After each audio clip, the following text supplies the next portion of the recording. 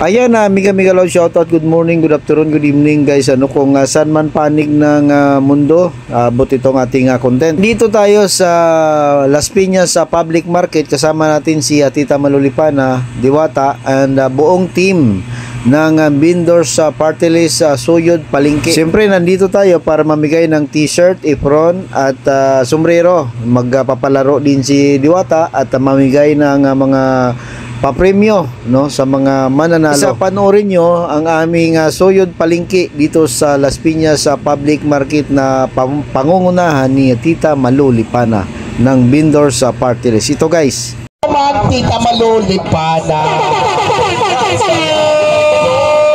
Magandang umaga po sa lahat po ng ka-vendors natin dito sa lungsod ng Las Piñas. Good morning! Teka muna, mukhang tinatok pa sila. Good morning! Yun. Ayan ang hindi sumigaw, magiging kamukha ko. Good morning, Las Piñas Market! O, natakot? Hinahanap mo pa man din yung mga kapag-anak. Kaya nga eh. Alam niyo ba, kaya pala ang gaan ng loob ko talaga dito sa Las Piñas ang pumunta. Ay, ito yung pamangkin mo! Hindi ba kamag-anak? Ito yung pamangkin mo. O, hinahanap ka na. Bigyan mo na allowance. Halika dito. Tingnan mo ha. Tingnan mo ha. Di ba sabi ko sa'yo bago ka lumabas, magligo ka muna. Hindi ka nakaganap, kaya mo na naman. Ayan. Picture, halika dito. Kamukha mo nga talaga, promise. Ayan. Ang galing.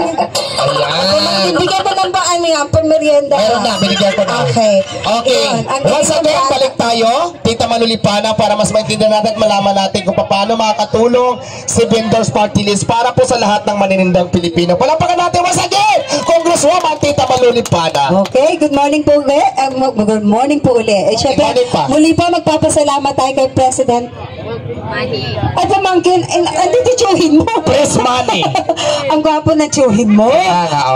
Lapitan mo. Alam mo, makilang nila naman talaga, mayroon naman nakalusot. At tsuhin mo. Kay President Manny, salamat po ng marami, Press. Again, salamat sa ating, syempre, kay Market Master, kay Mr. Arman Utanes, and syempre sa ating Vice President kay Ma'am Jenny Tolentino. Salamat po na marami. Ayan, salamat po and syempre, nangingi. Sige, mamaya meron tayong paano yan, mga kamag-anak ni Diwata, yan ay nahanap na. Okay. And syempre sa ating mga barangay tanod na nandito po ngayon, salamat po sa pag-ano niyo po sa safety po at syempre sa traffic flow. Salamat po. And syempre salamat po sa lahat ng mga nandito ka-vendors na natin na nasa loob po ng market. Salamat po. Alam ko hindi kayo makakalabas dito. Salamat po sa napakainit yung pagtanggap sa amin. And syempre po sa lahat po na nandito ngayon sa harapan namin, salamat po sa pagbibigay nyo ng oras po sa Vendors Party List. Tama po, umiikot po kami sa lahat po ng mga vendors, sa lahat po ng mga palengke, para po maiparating po sa inyo, para makadaupang palad po lahat ng ating mga vendors. Hi, Madam Sexy. Ayan. Salamat po sa inyong pagpunta po dito ngayong araw na to. Anyway, kami po, ako po si Malulipana. Ako po ang first nominee po ng Vendors Party List. Ako din po ang founding chairman po ng Vendors Party List po. And sana po, kaya po kami nandito ngayon. Meron din si Kuya Dareros ang aga. Oo, talagang tinutuon niya sabi ko, hindi na nag-stallion. Anyways, kami po ay nandito ngayon para syempre humingi ng suporta at sana po tulungan niyo po ang Vendors Party List. Syempre magiging kakamping niyo po at magiging boses niyo po at sinisiguro ko po sa inyo na kami po ay babalik sa inyo by this year na po yon. Sigurado naman po tayo ay maluluklok natin sa Kongreso sa pamamagitan po pagtutulungan po ng lahat ng ating mga ka-vendors dito sa buong Pilipinas. Magtulungan po tayo at magkaisa po tayo para po tayo ay meron po tayo boses sa Kongreso. Anyway, tatlo lang naman po, tandaan niyo po itong sasabihin ko po, tatlo lang naman po para maiksi lang, tatlo lang po yung advokasya ng Vendors Party List, makatanong to ni Diwata mamaya. Okay, tatlong K lang po. Una po, ano nga ba yung una natin? Kaunlaran? Hindi, pangatlo yun. Kapakanan. Malapit na. Sige, ay ako, mayroon niyang sige kayo, kasi pag ako sumagot, ako manalalo. Oo nga, sige. O sa unang K, meron tayo syempre.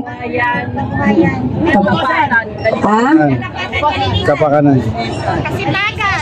Hindi, kailangan natin maproteksyonan lahat po. So, kapakanan po. Kapakanan, and of course, kalusugan. Teka lang, opo. Number 1 po, kapakanan. Pangalawa, kalusugan. Pangatlo po, kabuhayan. Hindi ko na makalimutan. Yes. So, okay, sa kapakanan po, kailangan po, katulad po ni Diwata, kung nakikita niyo po si Diwata, lagi siyang kiniklearing o kung ano naman po ngayon, bawal po yung mga tinatapon yung mga paninda, no? O kailangan natin maproteksyonan, kailangan talaga, mahalaga maproteksyonan lahat po ng maninindang Pilipino. Okay, explain ko na yung maninindang Pilipino. Ang maninindang Pilipino po ay hindi ito yung nakikita lang, hindi lang po ito yung nakikita natin na nakita nagtitinda sa labas. Ang bilis ko magsalita para po mabilis lang tayo, no? Okay, yung mga nakikita nyo sa labas, katulad po ni Ate, sino mga vendors dito? Ayan, si Magtatao, si lahat po, mga vendors po tayo. Okay, bukod po sa nakikita natin na nandiyan sa paligid, ang mangingisda po ay vendors din po yun. Mangingisda sila, ibibenta naman po sa merkado, sila po ay vendors. Ang magsasaka, waterproof po yan. Oo, maganda po yan. Opo, tapos syempre, magsasaka, pag magsasaka sila, ibibenta sa merkado, sila po ay vendors. Ang tricycle driver po, katulad po nila, syempre po, ay sila ay nagbibenta naman po, ang binibenta naman po nila ay serbisyo. Syempre, ating mga tanod, mga security guard, sila po ay mga vendors din po. Kaya ako sinasabi po. Ngayon po, kami po sa Vendors Party List, magtatalaga po kami ng mga satellite office po o maglalagay tayo ng opisina sa bawat halimbawa po dito sa malapit po sa Muntinlupa Market po. Para po, meron pong malalapitan lahat ng vendors. Kasi katulad yan, binigay ko nga sa inyo kaligtasan, tingin naman kami alam kung saan nahanapin. Baka mahirapan po kayo. Opo. So dapat po, meron tayong opisina na malapit po sa inyo na kung saan po, yung sinasabi kong KKK, may papapatupad namin dito po sa malapit sa inyo. Katulad po ng una, kapakanan, may protection na po natin, katulad ng mga legal, malubha legal, usapin legal, pwede kayo may mga huwag naman, no? Magka-asunto man o whatever, no? May malalapitan po kayong opisina na madudulugan kung ano pang problema.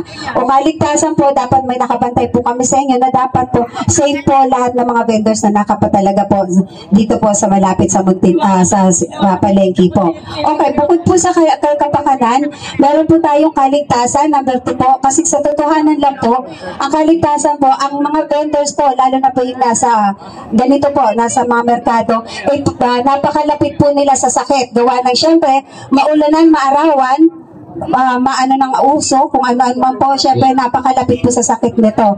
Magkakaroon po tayo ng membership, magkakaroon po tayo ng ID, na kung saan po, halimbawa po, maglalagay po tayo ng pondo sa isang pribadong ospital na kung saan po, ipapakita nyo lang po yung ID, hindi nyo na po kailangan na maghanap ng pang-deposit, hindi nyo na kailangan maghanap ng guarantee letter kaagad-agad, para po, makapasok sa isang ospital. Paano kung emergency na? Hindi kayo makatatanggap doon dahil syempre, alam niyo naman po, papupunta kayo, wala kayong pang-deposit, hindi kayo tatanggapin. Napakahirap noon. Unlike po, syempre, pag membro po kayo ng Vendors Party List, meron po kayong ID lang po na ipapakita doon. Kaya dapat po magpa-membro po kayo.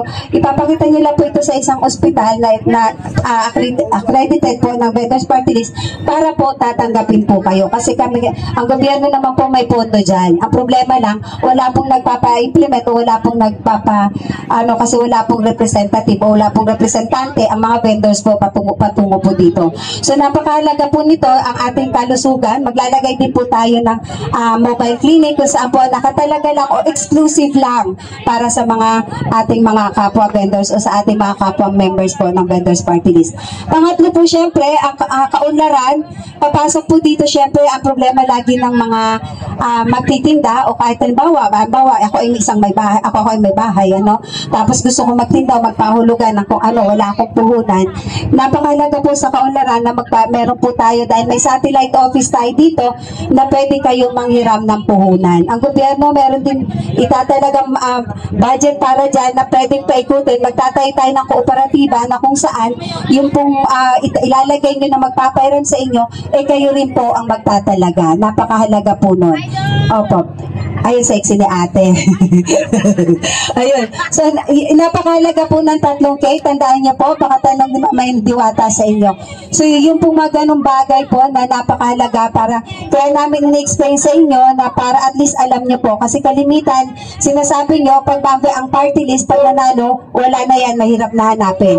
Ito po ang party list na to, makikita niyo po, pagka nandito na, magtatayo tayo ng sarili nating office dito na kung saan kayo po ang syempre ang VIP sa office na yon. At wala naman po kami dito, kami doon, syempre nasa kongreso kami, meron po magpapalakad doon na isang kooperatiba, kayo magtatayo ng presidente, ng ganito, kayo din po yung maglalagay doon. So kayo po ang boss syempre doon. So yun po napakahalaga para po sa atin na pinapaaliwanag lang namin kung paano po tatakbo ang vendors party list po once na nandiyan na po, nakapwesto na po tayo. Anyway, ako po, katulad po ni Diwata, ako po ay nag-umpisa rin po bilang vendor, kaya po ako nandito sa harapan nyo ngayon. And syempre, nakakaluwag-luwag na kami ni Diwata. Sabi nga ho ng iba, bago ka tumulong sa iba, tulungan mo muna yung sarili mo. Correct, tama. Paano ka tutulong sa iba kung sarili mo hindi mo mismo matulungan? Syempre, diba? Ako ganun lang yun. Kaya kami, katulad namin, syempre nakakaangat-angat na po kami. Tama po, ako po ay, kung doon madali po ako hanapin, ako isang presidente ng iba't ibang company din po. Nag-umpisa rin po ako sa pagiging vendor sa Pasay City po. Ako po ay isang Bicolana, ako pa isang Masbatenya, Diyos marahay na Aldao, sa Ilongga Boss. Ako po ay isang Bicolana na nakipagsapalan sa Maynila sa murang edad. At lahat po ng mga kapatid ko, ako rin po nakapagpatapos dahil maaga kami na ulila. And ngayon syempre, kung nakikita nyo, medyo marami-rami po akong hinahawakang kumpanya and ito'y pag-aari ko. Kaya po ako sa harapan niyo po ngayon. Hindi ko na po isa-isahin kasi baka sabihin niyo naman ano. Pero basta meron po tayong yes, tayo naman lahat, yes, tayo naman talaga muna nag-uumpisa lang sa mababa lang, para sa maliit lang, hindi naman doon ka na lang for life. Kasi may time din talaga na umaasenso tayo. Katulad ni Tita Malo, kung dati nagtitinda lang siya ng mga siumay, damit sa ukay-ukay. Ngayon, umasenso na, syempre diba, may naman, kaya ang ganda ng loob niya sa mga vendors kasi danas niya yun at ramdam niya kasi pinagdaanan. Kagaya ko din. Nakita niyo naman diba, from ilalim ng tulay, kung paano ako, siguro naman, napanood niyo kung paano tayo, diba, nakipaglaban. So, kaya ako nandito sa Vendors Party List dahil kailangan talaga natin ng isang uupo para ipagtanggol yung karapatan natin, nakakampi natin ang uupo sa gobyerno. Ito na po yung Vendors Party List. Kaya namin ginawa, kaya kami nag-create po ng Vendors Party List po kasi alam namin at ramdam namin at alam namin na matagal na naranasan namin na walang nag-aasikaso kung wala kaming kaboses. Walang kakampi. Yes, dahil kami vendors talaga. At syempre hanggang ngayon vendors, iba't ibang klase lang ang vendors, no?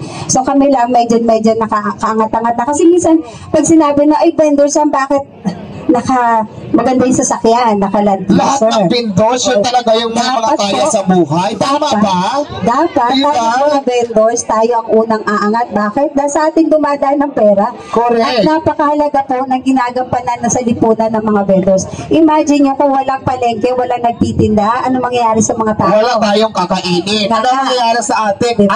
Store doper tayo na. Diba? Kung wala, halimbawa, walang sari-sari store na malapit sa atin. Imagine mo kung walang vendor na sari-sari store na malapit sa atin, anong mangyayari? Diba? Wala tayong kakainin, tayo bibilihin, wala tayong inumin. Diba? Mapapalayo tayo, maggagastos tayo na malaki kasi mamamasay papunta tayong palengke. Diba? Mahirap po. Kung walang mangingisda, anong mangyayari sa atin? Kaya sinasabi ko, dapat ang vendors, dapat nauna silang umaasenso dahil sa kanila, dapat ang pera, diba? Ayun. Katulad ni Diwata, lahat tayo may pag-asa at lahat po tayo dapat umasenso bilang kasi alam niyo, pag umasenso ang mga vendors, umanininda sa buong Pilipinas, aasenso rin ang ekonomiya ng ating bansa. Napakahalaga nun. So, muli po, sa susunod po na magkita-kita po tayo, ngayon nagpapakilala lang po kami, no? Pero, syempre, dumudulog po kami sa inyo na sana po sa ating mga kapwa vendors, magkaisa po tayo, magtulong-tulong po tayo na magkaroon tayo ng boses sa Kongreso. At ito na po yun, yung Vendors Party List. Correct. So mga yan. Salamat po muli. Ako po si Malu Lipana po. Muli po, magpapasalamat sa lahat. Salamat po sa lahat ng mga vendors sa likod. At sana walang gugulong dito ulit mamaya sa likod. Marami pa pong question and answer portion si Diwata. Salamat po ng marami. Magandang umaga po. Ayan.